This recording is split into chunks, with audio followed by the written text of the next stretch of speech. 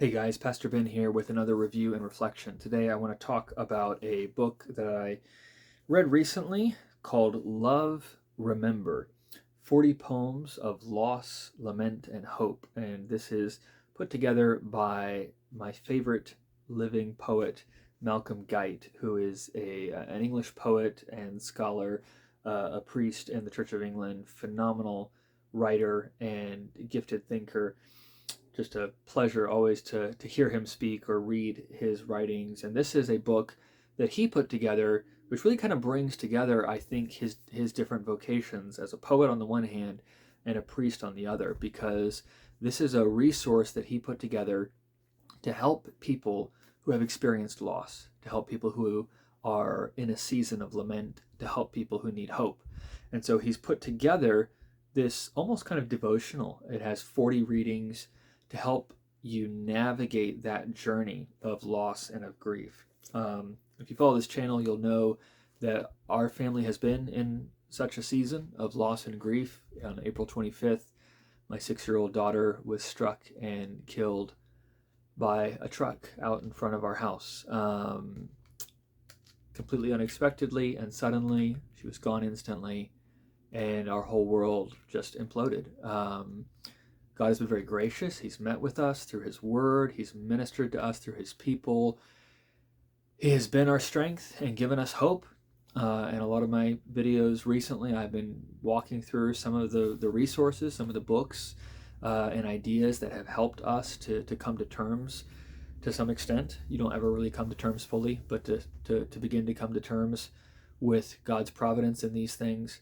But I have found through this that poetry has had a power beyond anything else in many ways. When you read the book of Job, which is of course the book in the Bible more than any other that grapples with loss, lament, and hope, it does so in the language of poetry. And I think before my daughter died, I don't know that I really understood why that genre of poetry was so explored, especially since people come to Job and they want to reduce it to a syllogism or like pull out the lesson or the doctrine in an artificial way. And I think that's missing something.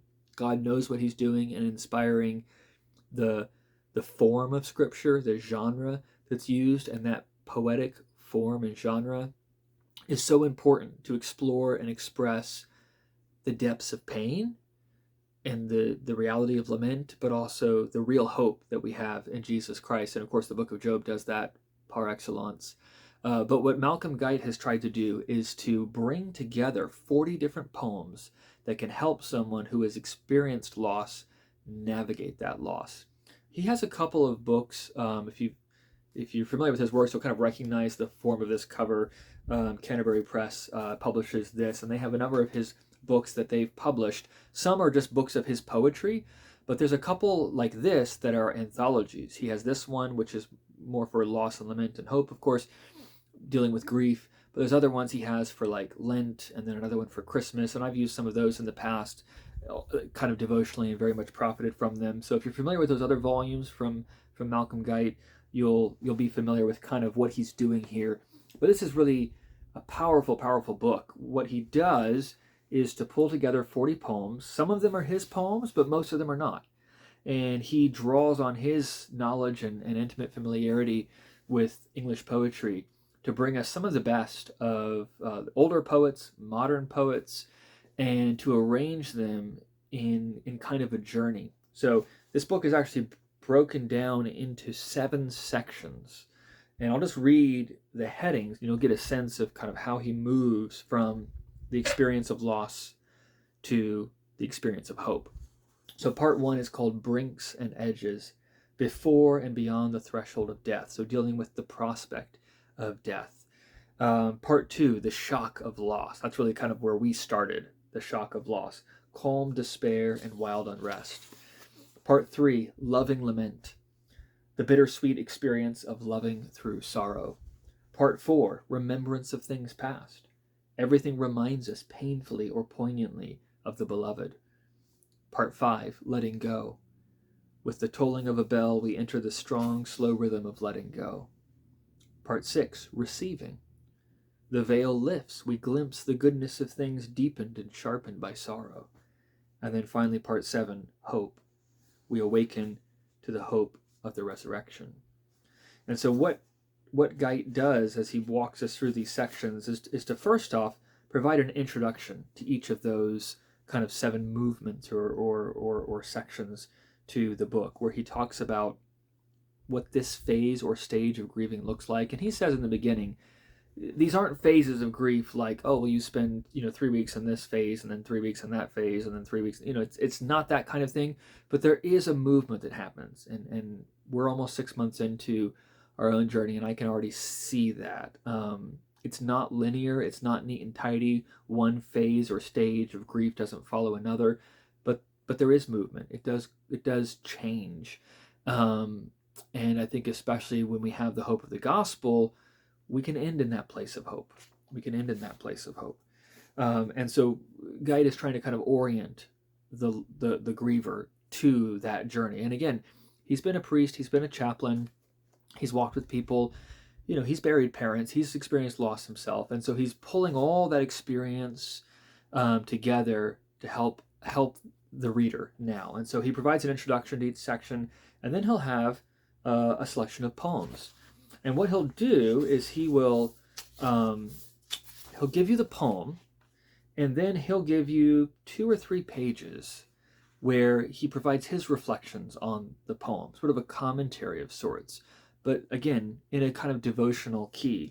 What's interesting is, he has some of the great Christian poets in here, but he also will draw from non-Christian poets, and he'll explore what we can learn from them and the ways in which, especially for those in the English-speaking world, I think this is a good testament to the kind of impact of Christianity. Even those poets who aren't personally Christian often still write in a way that is resonant with the story of the gospel and the teaching of Scripture. And as a gifted poet and a pastor himself, Malcolm Guite is sensitive to those connections. So he spends time exploring those things. He draws a lot from Tennyson's work In Memoriam, which was a collection of poems that Tennyson wrote out of his own grief, losing one of his close friends. And it was a book that was very popular in the Victorian era, the Edwardian era, but has, like a lot of Tennyson stuff, kind of fallen by the wayside. He's not popular. So I love the fact that Guite is willing to pull people like that into the conversation and actually allow Tennyson to kind of frame this journey in some important ways, because there's so much beauty and truth and insight in those poems. But I also like the fact that he is using contemporary authors as well, and allowing just the range of human experience to speak to this. Because one of the things that ministered to me out of this was to realize how normal grief is, how universal loss is. Every loss has its own shape. As we've told our story and heard other people's stories, I haven't heard anyone who has the same story as I do. But I haven't had the same story as anybody else. So there's a uniqueness to it, just as each of us as people are unique. And yet there's a commonality and a universality there, just as all of us share in that common humanity.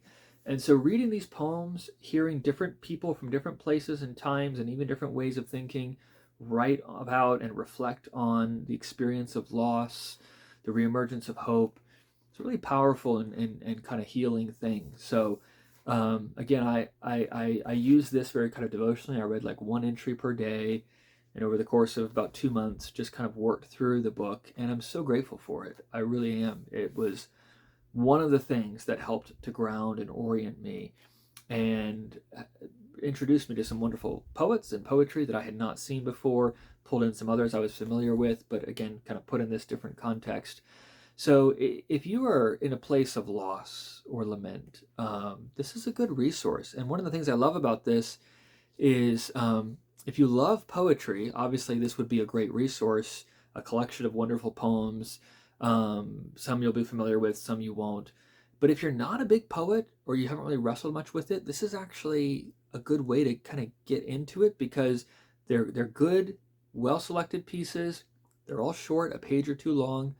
And then you have a really gifted communicator explaining the poem to you and applying it to this specific situation of loss and lament and grief. So Really, I think this is a book that would be really helpful and valuable to anyone who's hurting and looking for something that can help them to heal. And I think Malcolm Guite does that really well in this beautiful, beautiful book. So, um, if you are in a season of loss yourself, or perhaps uh, ministering to someone in a season of loss, this is a resource worth looking at. Love, Remember 40 Poems of Loss, Lament, and Hope by Malcolm Guite.